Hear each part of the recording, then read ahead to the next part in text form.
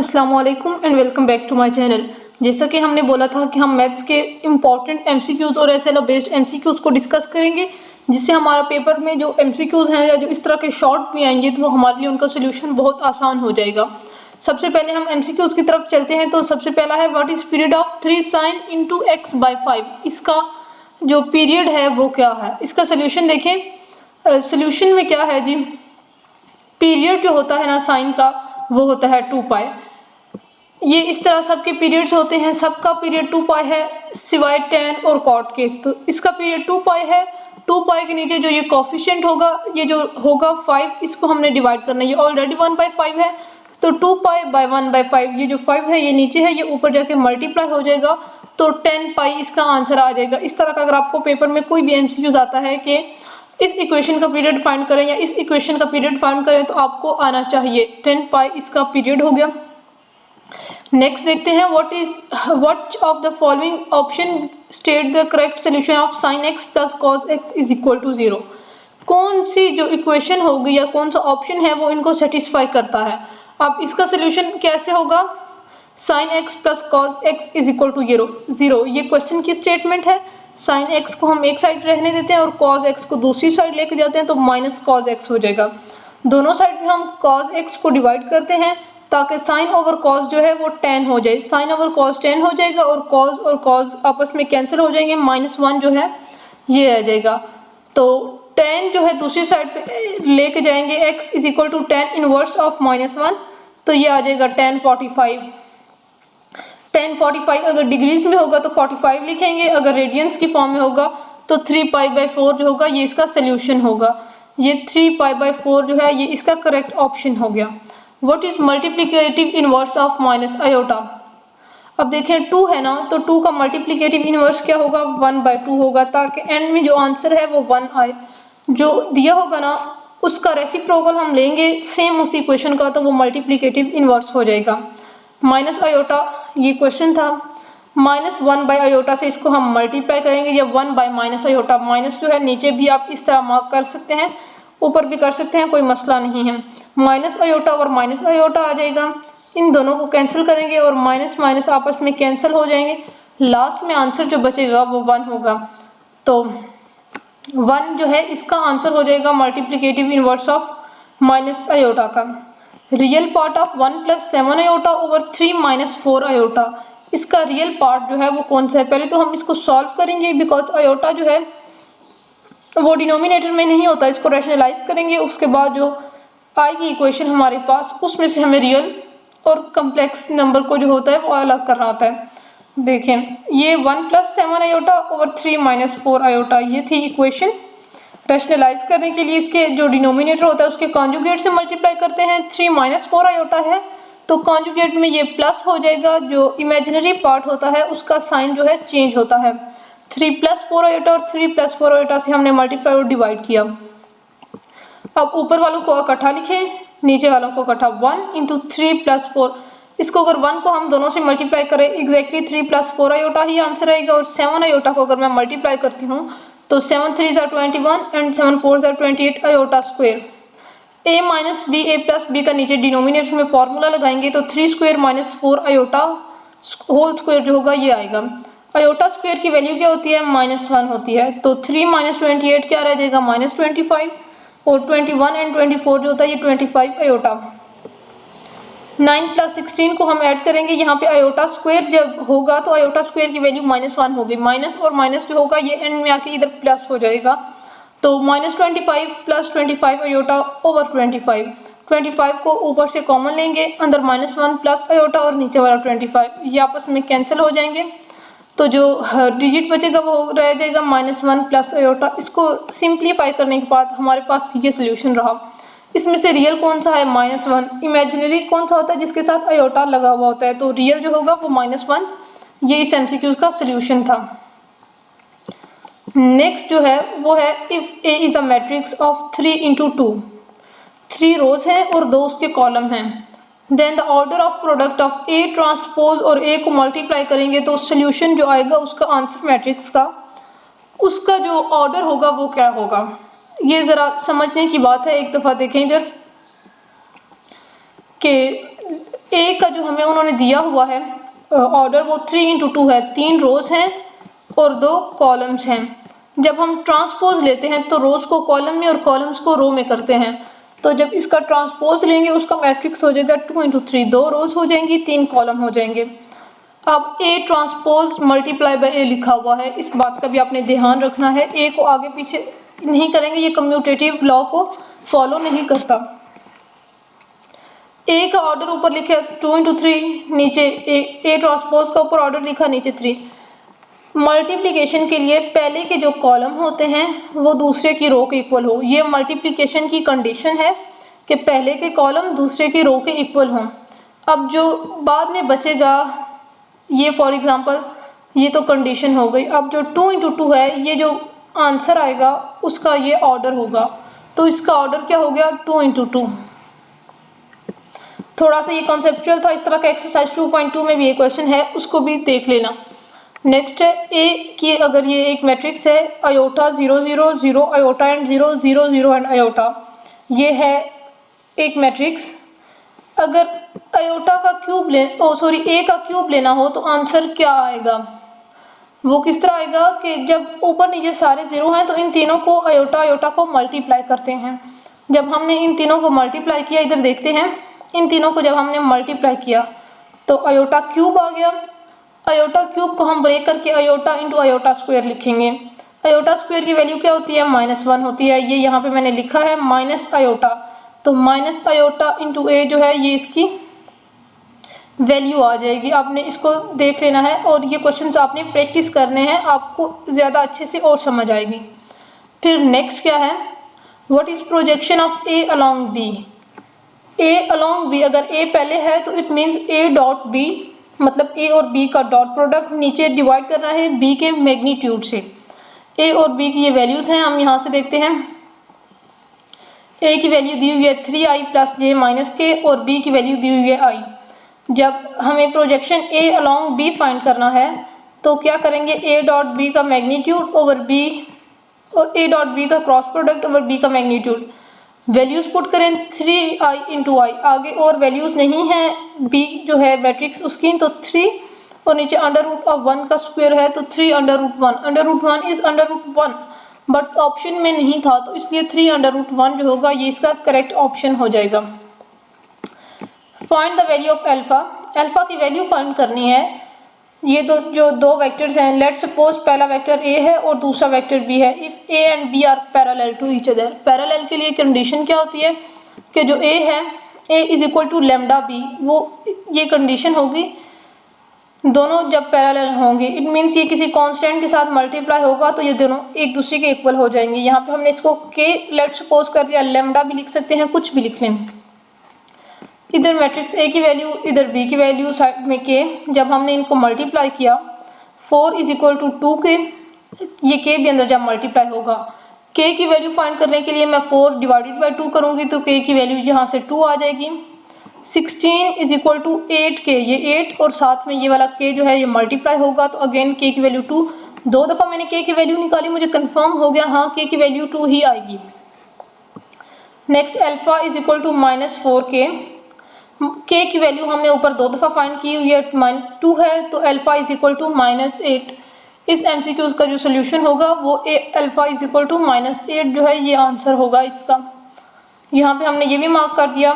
Next है if x - 3 y and y plus x - 3 6 and y plus 3 are in arithmetic progression, x plus y की then value find करके दें। Let suppose हमारे पास 3 कोई भी हैं डिजिट्स a b और c, ये तीनों जो हैं ये अरिथमेटिक प्रोग्रेशन या में हैं। तो जब हमें दरमियान वाले की फाइंड करनी होती है वैल्यू, लेट सपोज b की वैल्यू फाइंड करनी है तो a + c whole divided by 2 जो है ये एक फॉर्मूला है। 2 जब मैं इधर लाके मल्टीप्लाई करूंगी तो क्या हो जाएगा, 2b is equal to a + c। अब अकॉर्डिंग टू दिस b जो है वो 6 है, a x - 3 है और जो c है वो y + 3 है। इन सब की मैंने इधर वैल्यूज पुट कर दी, -3 और +3 कैंसिल हो गए, x + y एक साइड में रह गया और 2 × 6 12, तो x + y is equal to 12, ये आंसर आ गया। इस MCQs का आपने ऑप्शन ए मार्क करना है 12। आई होप ये जो 9 MCQs हैं इनकी आप लोगों को समझ आई होगी। अब हम नेक्स्ट MCQs की तरफ चलते हैं। नेक्स्ट ये है, मेरी कोशिश यही है कि मैं इतना डिटेल से समझाऊं कि आपको समझ आ जाए, आपको बार बार इस चीज़ की प्रैक्टिस करने की ज़रूरत ना पड़े। z की वैल्यू क्या दी हुई है, -3 -5 आयोटा, और हमें फाइंड किसकी करनी है, z कॉन्जुगेट माइनस z। इसका सोल्यूशन देखते हैं। z की वैल्यू है -3 -5 आयोटा और z कॉन्जुगेट माइनस z जो है इसको हमने फाइंड करना है। तो z का कॉन्जुगेट किस तरह होता है, इमेजिनरी का जो होता है ना साइन उसको चेंज करते हैं, तो -3 + 5 iota. z conjugate minus z है तो z कॉन्जुगेट पहले लिखेंगे, z बाद में लिखेंगे, दरमियान में माइनस का साइन होगा, माइनस इंटू माइनस प्लस हो जाएगा, +5 आयोटा +5 आयोटा 10 आयोटा जो है ये इसका आंसर रह जाएगा। तो यहाँ पे हम 10 आयोटा को जो है ये टिक कर लेंगे। What is modulus of complex number, again ये कॉम्प्लेक्स नंबर है और नीचे जो है डिनोमिनेटर में वो आयोटा दिया हुआ है।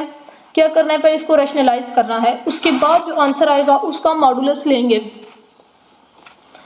4 + 2 आयोटा डिवाइडेड बाय 1 - 2 आयोटा, ये हमें क्वेश्चन में दिया हुआ था। अब इसको हम मल्टीप्लाई करेंगे या रैशनलाइज करने के लिए 1 + 2 आयोटा से। 1 + 2 आयोटा कैसे आया कि हमें कॉन्जुगेट से मल्टीप्लाई और डिवाइड करना होता है डिनोमिनेटर के। ऊपर वालों को जब हमने मल्टीप्लाई किया डायरेक्टली, मेरे ख्याल से अभी फर्स्ट ईयर में आ गई तो मल्टीप्लाई करना आता ही होगा, कि जब हमने directly 4 1 is 4 and 4 2s are 8 iota, 4 + 8 iota, 2 iota को इससे मल्टीप्लाई करेंगे, 2 iota + 4 iota square. Iota square की वैल्यू क्या होती है, -1, 4 -4 आ जाएगा, एंड 8 + 2 10 आयोटा, नीचे आयोटा स्क्वेयर की वैल्यू अगेन -1, तो ये यहाँ पे आके प्लस हो जाएगा। 1 + 4 = 5, ये 4 और ये 4 कैंसिल हो जाएंगे, 10/5 आयोटा। जब मैं इसकी कटिंग करूँगी 5 1 is 5 and 5 2s are 10 iota. Modulus क्या होता है कि रियल और कॉम्प्लेक्स दोनों का होल स्क्वायर अंडर रूट में होता है। यहाँ पे रियल तो है नहीं, तो 2 स्क्वायर जो होता, साथ हमें आयोटा नहीं लिखना, इस बात को लाजमी याद में रखें। 2 का होल स्क्वायर लेंगे तो √4 = 2, ये इसका आंसर आ जाएगा। तो इसका मॉडुलस जो है उसका आंसर आ गया 2। Find the value of x, x की वैल्यू फाइंड करें जब ये मैट्रिक्स जो है इसकी कंडीशन ये है कि ये सिंगुलर है। सिंगुलर का क्या मतलब होता है कि इसका जो डिटर्मिन x की वैल्यू हमें फाइंड करनी है, और सिंगुलर की जो कंडीशन होती है वो ये होती है कि डिटर्मिनेंट जो होता है वो 0 होता है। सॉरी, मैं इसको यहाँ से इरेज करूँ तो सबसे पहले हमें क्या करना है, डिटर्मिनेंट को फाइंड करना है। 2 लिखेंगे हम, और अगेन डिटर्मिनेंट की वैल्यू लगा के ये वाली रो और ये वाला कॉलम छोड़ के x 0 और 6 and 6 लिखेंगे। हम इसमें इस तरह फर्स्ट कॉलम के थ्रू कर रही थी प्लस माइनस एंड प्लस, बाकी ये सारे ज़ीरो हैं तो आगे इनको सॉल्व करने की ज़रूरत नहीं समझी।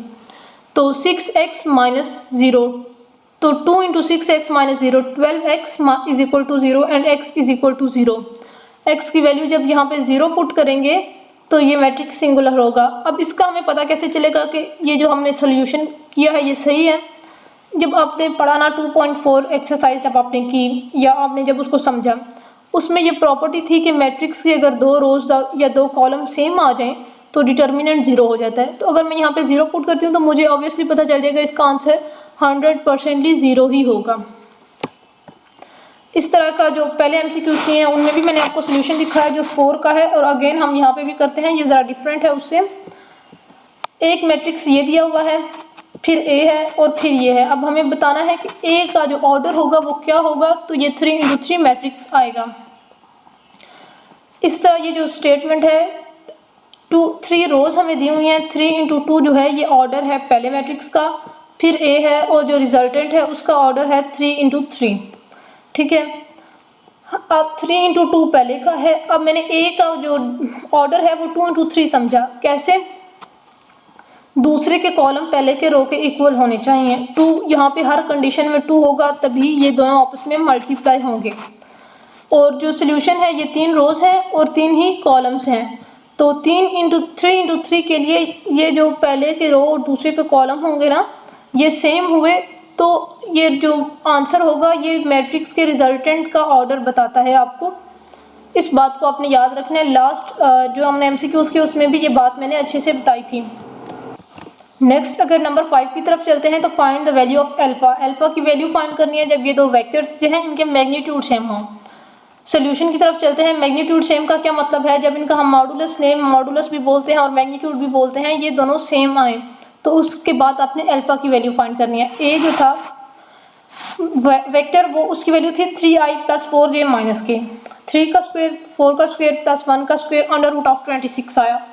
बी था i + αj, 1 + √α² लिखा। जब दोनों का मैग्नीट्यूड सेम है, ये हमें गिवन है, तो दोनों को हम एक दूसरे के इक्वल रखेंगे और होल स्क्वायर लेके ऊपर से अंडर रूट को कैंसिल करेंगे। 26 = 1 + α²। अल्फा एक साइड पे रह जाएगा, 26 - 1 25 रह जाएगा। अल्फा फाइंड करना है, ये α² है तो दोनों साइड पे अंडर रूट लेंगे, तो अल्फा की वैल्यू जो है वो ±5 आ जाएगी। यहाँ पे जो ±5 है इसको जो है टिक करेंगे। नेक्स्ट क्या है कि इफ़ ये जो मैंने सोल्यूशन में बताया, आई थिंक यहाँ पे मैंने गलत ये मार्क किया हुआ है, जो सोल्यूशन में बताया हुआ है ऑर्डर वो है इसका ऑर्डर 2 × 3 है, यहाँ पे 2 × 2 मार्क किया हुआ है, 2 × 3 जो है ये ठीक ऑप्शन है। If A.B = A × B, angle A और B के दरमियान क्या है, ये फिजिक्स में भी क्वेश्चन है और ये मैथ्स में भी वेक्टर्स का क्वेश्चन है। A.B का मतलब क्या है, AB cos थीटा, और A क्रॉस B का क्या मतलब है, AB sin थीटा। AB दोनों साइड में सेम है तो हम इनको कैंसिल करेंगे। ये जो cos है इसको हम इधर ला के मल्टीप्लाई करेंगे, 1 = sin ओवर cos, इसको उधर ले गए उसको इधर ले आए, बात तो सेम है। sin over cos = 1, sin over cos जो है ये tan का फॉर्मूला है, tan थीटा = 1, थीटा एक साइड में रहने देंगे, tan इनवर्स 1 जो होगा ये 45 डिग्री के इक्वल होगा।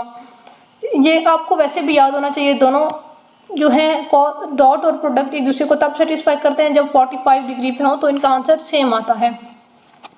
नेक्स्ट क्या, for what value of Q, Q की वैल्यू क्या होगी, तो ये हार्मोनिक प्रोग्रेशन में होंगे। हार्मोनिक प्रोग्रेशन क्या है, अरिथमेटिक प्रोग्रेशन का इन्वर्स है। तो पहले हम इस जो क्वेश्चन दिया हुआ है इसको अरिथमेटिक में करेंगे, आंसर आने के बाद अगेन हार्मोनिक में कन्वर्ट करेंगे। 3, 5 और क्यू हम लिखेंगे, 3, 5 एंड क्यू जो है ये अरिथमेटिक में होंगे। और अरिथमेटिक मीन में 5 जो है, अगर हमें मिडिल टर्म को फाइंड करनी है, इन दोनों को ऐड करके नीचे 2 पे डिवाइड करेंगे। 5 = 3 + q/2, 5 2s are 10 = 3 + q, 10 - 3 = 7। q जो है 7 आ रहा है अरिथमेटिक प्रोग्रेशन में, लेकिन हमें हार्मोनिक में करना था तो 1/7 करेंगे, तो ये आंसर ठीक आएगा। नेक्स्ट चैप्टर 4 का जो MCQs है, nth टर्म इसकी आप फाइंड करें, 2 × 1 का स्क्वायर प्लस 4 × 2 का स्क्वायर प्लस 6 × 3 का स्क्वायर, इसकी जो जनरल टर्म होगी या nth टर्म वो फाइंड करें। ये जो है ये हमें दिया हुआ है स्टेटमेंट में, तो अगर हम इसको 3 पार्ट्स को अलग अलग करें, 2 × 1 का स्क्वायर, 4 × 2 का स्क्वायर, 6 × 3 का स्क्वायर।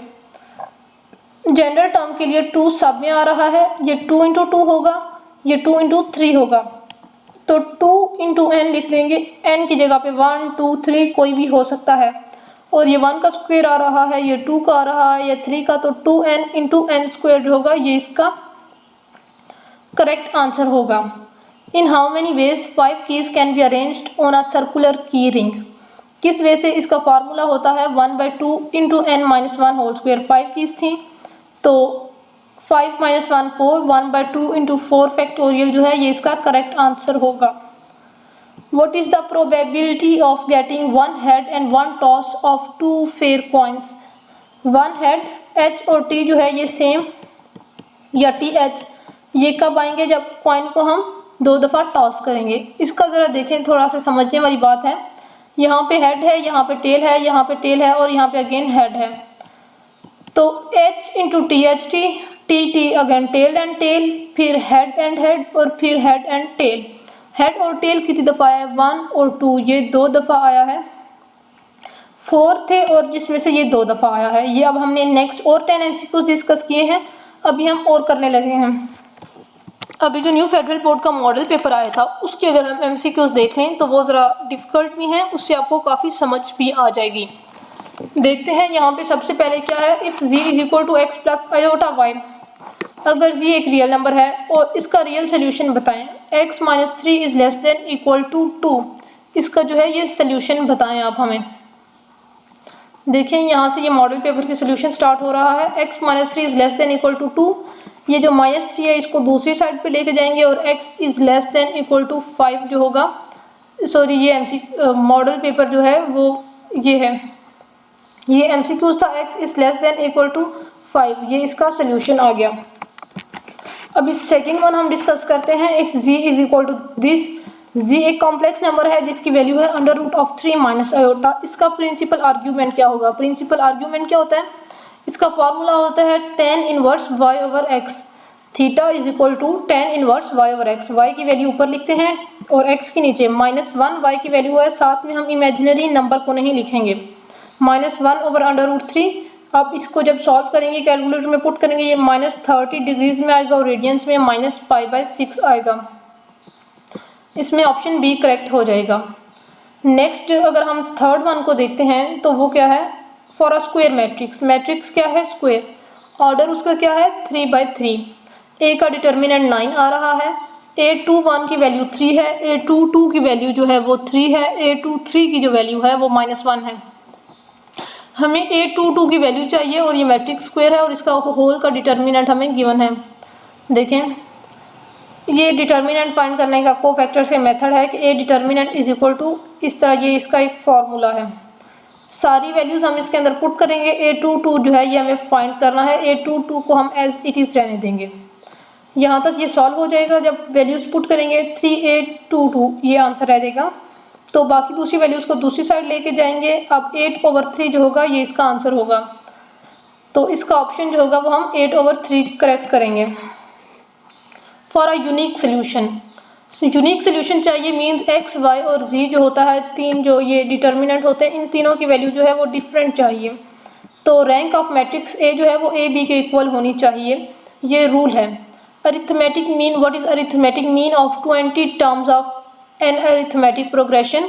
फर्स्ट टर्म जो है वो 2 है और कॉमन डिफरेंस भी 2 है। अरिथमेटिक के लिए फॉर्मूला आपको पता होगा, an is equal to a1 plus n minus t, ये जो है जनरल फार्मूला है। A20 जो है ये हमें फाइंड करना है, 20th टर्म बोली गई है, a1 की वैल्यू 2 है, n-1 20 - 1 19 इंटू 2, A20 40 आ जाएगा। अब इनका अरिथमेटिक मीन फाइंड करना है। क्वेश्चन को अच्छे तरीके से समझें और फिर सॉल्व करने की कोशिश करें। तो a1 plus A20 whole divided by 2, तो 20 प्लस 42/2 इज इक्वल टू 21 जो है ये इसका आंसर आ जाएगा। नेक्स्ट अगर हम देखें, what is value of harmonic mean between two non zero real number? Arithmetic mean ये है, जियोमेट्रिक मीन ये है। अगर आपने बुक की एक्सरसाइज 4.6 सॉल्व की है तो उसमें भी एक क्वेश्चन है जिसमें ये एक फॉर्मूला है। अरिथमेटिक मीन और हार्मोनिक मीन को मल्टीप्लाई करें तो ज्योमेट्रिक मीन का स्क्वायर आता है। वैल्यू ज्योमेट्रिक मीन की और अरिथमेटिक की पुट करें और हार्मोनिक फाइंड करना है, इसको 8 ही रहने दें। 2 का स्क्वायर 4 हो जाएगा, ये इधर आके डिवाइड हो जाएगा, ये यहाँ ऊपर जाकर मल्टीप्लाई होगा तो 8 अंडर रूट ऑफ 3/2, इसको हम फर्दर सॉल्व करेंगे तो आंसर आ जाएगा। 8th टर्म फाइंड करनी है 2x minus 1/2x whole power 12। इसके लिए 8th टर्म फाइंड करनी है। क्वेश्चन ये है, ये फॉर्मूला है tk+1 या यहाँ पे n+1 भी लिख सकते हैं। tk+1 is equal to nck और nk इस तरह भी लिखते हैं, a की पावर n-k और b की पावर k है ये। तो जब हमें इसमें से a की वैल्यू क्या आ गई 2x, b की वैल्यू क्या आ गई -1/2x और जो है n उसकी वैल्यू आ गई 12। फॉर्मूले में पुट करें, t8 वैल्यू हमें फाइंड करनी थी, मीन t7+1 12c7 और यहाँ पे सबकी वैल्यूज पुट करके जब हम इनको कैलकुलेट करेंगे तो -198x की पावर -2 जो है ये हमारे पास आंसर आएगा। नेक्स्ट को देखते हैं, तो smallest, what is the smallest possible integer true for this? वो 4 होगा। अगर हम इसको सॉल्व करें तो ये इक्वल एक दूसरे क्या है, इसके लिए यहाँ पे क्वेश्चन मार्क है, यहाँ पे क्या वैल्यू आनी चाहिए इसको देखते हैं। x² + 3x - 16/x + 4 is equal to what? तो यहाँ पे मैंने कौन सी वैल्यू पुट करके देखी, इसको देखते हैं। -3 जो है उसको मैंने पुट किया ऑप्शन में से जो था, माइनस इंटू माइनस प्लस हो जाएगा, x - 4 + 3x/x + 4। जब होल के नीचे डिनोमिनेटर लेंगे तो x + 4 ऊपर डिवाइड मल्टीप्लाई भी होगा, x + 4 × x - 4 जो है इनका फॉर्मूला खोलेंगे तो x² - 16a + b × a - b का ये फॉर्मूला है। सिंप्लीफाई करने के बाद आंसर वही आ जाएगा जो ये दिया हुआ था, तो -3x जो है ये इसका राइट ऑप्शन होगा। लेंथ जो है वो हमें गिवन है, ये वॉल्यूम है, और दूसरी दो साइड्स इस x-2 को बाहर रखेंगे और x³ - 2x² - x+2 को हम अंदर रखेंगे। इनको डिवाइड करने के बाद जो आंसर आएगा वो इन दोनों का सोल्यूशन होगा। ये देखिए x-2 है तो मैं x² से मल्टीप्लाई करूंगी तो x³ आ जाएगा, -2x² आ जाएगा, कैंसिल हो गई तो -x+2 आ जाएगा। इसको अगर मैं -1 ऊपर क्वोशंट में रखूँ तो -x+2 आ जाएगा और ये फिर कैंसिल हो जाएंगे। x² - 1 मीन x+1 और x - 1 जो है ये दो जो अदर साइड्स हैं वो नहीं है, तो x² - 1 जो है ये ऑप्शन ठीक है। डॉट प्रोडक्ट a और b का जो है वो लें तो उसकी वैल्यू 10 आती है। इट मीन अल्फा की वैल्यू फाइंड करें। a डॉट b अभी हम फाइंड करेंगे। a की वैल्यू ये है, b की वैल्यू ये है और इन दोनों का आंसर 10 आता है, तो अल्फा की वैल्यू फाइंड करें। i से मल्टीप्लाई होता है तो अल्फा, और j से होता है तो +2 और 3 2s are 6 +6 = 10। 8 + 6 + 2 8, 8 दूसरी साइड पे जाके माइनस करेंगे तो अल्फा = 2 आ जाएगा। MCQ नंबर नेक्स्ट को देखते हैं। If a is this and b is this, तो a cross b cross product आप जो है फाइंड करके डिटर्मिनेंट मेथड से ये फाइंड होता है। तो कैसे फाइंड करेंगे? a क्रॉस b, ऊपर i j के तीनों के नाम लिखेंगे। पहले a की जो होगी वो वैल्यूज देखेंगे, 1 - 2 और k नहीं है तो 0 लिख देंगे। b में भी 0 2, i नहीं था तो 0 2 और 1। जब इन सबको सॉल्व करेंगे, आपको आई थिंक सॉल्व तो करना आता ही होगा, टाइम अभी शॉर्ट है तो मैं आपको वरना एक्सप्लेन कर देती। आप यहाँ पे वीडियो को पॉज करके भी देख लीजिएगा, तो जो ये ऑप्शन है ये करेक्ट आ जाएगा, ये वाला। नेक्स्ट है which pair are orthogonal. Orthogonal हम बोलते हैं परपेंडिकुलर को। इनमें से परपेंडिकुलर जो है वो कौन से हैं? परपेंडिकुलर का हमें कैसे पता चलेगा? हम उन दोनों का डॉट प्रोडक्ट लेंगे। अगर आंसर 0 आता है तो mean they both are orthogonal और दे बोथ आर परपेंडिकुलर। 1 × 1 1 आ जाएगा, फिर -2 × 1 -2 and minus into minus plus 1 - 2 + 1 2 - 2 = 0। It means ये जो ऑप्शन है ये करेक्ट है, दे बोथ आर ऑर्थोगोनल। अगर हम 14 की तरफ देखते हैं, cos alpha = 12/13 and sin beta = 5/13। cos alpha जो है ये क्वाड्रेंट 1 में है और sin बीटा जो है ये क्वाड्रेंट 2 में है। cos अल्फा प्लस बीटा का फॉर्मूला जो है इसकी वैल्यू फाइंड करें। कैसे करेंगे? cos अल्फा की वैल्यू 12/13 है और ये क्वाड्रेंट 1 में है, तो करली ब्राउन हेयर, ये आपको फॉर्मूला तो ट्रिग्नोमेट्री का आता होगा। इसमें परपेंडिकुलर हमारे पास नहीं है तो हम ये लगा के फॉर्मूला जो होता है हाइपोटेन्यूज के = बेस पर प्लस परपेंडिकुलर का होल स्क्वायर, परपेंडिकुलर की वैल्यू फाइंड करेंगे और फिर हम साइन अल्फा इसमें से निकालेंगे। साइन बीटा की वैल्यू हमें दी हुई थी 5/13, ये क्वाड्रेंट 2 में था। इसी तरह फार्मूले लगा के बेस की वैल्यू निकालेंगे 12 और cos बीटा की वैल्यू निकालेंगे। cos × alpha plus beta, formula इसका क्या है? cos alpha cos beta minus sine alpha sign beta. सब की वैल्यूज पुट करें, कैलकुलेटर में डालें तो आंसर जो होगा वो इसका -1 आपको मिल जाएगा। तो यहाँ पे ऑप्शन बी जो है ये करेक्ट हो जाएगा। If the expression for sin 5 alpha cos 3 alpha cos 2 alpha is expressed as sum of 3 sin, then sum of 2 of them is sin 4 alpha and sin 10 alpha. तो थर्ड वन का solution जो होगा वो sin 6 alpha होगा। वो कैसे? ये solution है, आपने यहाँ पे वीडियो को पॉज करना है, सोल्यूशन को देखना है। अगर आपको समझ नहीं आती जस्ट कमेंट इट डाउन, मैं आपको बता दूंगी। नेक्स्ट है ऑड फंक्शन। इनमें से कौन सा है ऑड, कौन सा होगा? अगर हम उसमें माइनस पुट करें तो उनका आंसर जो है बिल्कुल साइन चेंज हो जाए। कॉस जो है ये इवन फंक्शन है, ये माइनस को एब्जॉर्ब कर लेता है। साइन जो है ये ऑड फंक्शन है, ये ऑब्जॉर्ब नहीं करता। जब हम यहाँ पे माइनस पुट करेंगे और यहाँ पे भी, तो f of x = -x minus sine x जो है ये इसका आंसर आ जाएगा। तो ऑप्शन 4 जो है ये जो ऑड नंबर है। ट्रिग्नोमेट्रिक फंक्शन का पीरियड बताएं। लास्ट जो हमने डिस्कस किया उसमें भी मैंने आपको बोला कि पीरियड जो है साइन का वो 2π है, 3 sin 3x है, तो 2π/3 जो है ये आ जाएगा। तो ये इसका आ जाएगा option number B correct. Minimum value find करें 3 + 4 sin थीटा की। a - b मैग्नीट्यूड, यहाँ पे मैग्नीट्यूड नहीं आता, और गलती से लग गया, यहाँ पे a है, a minus B magnitude, 3 minus 4 जो है -1 इज़ द मिनिमम वैल्यू।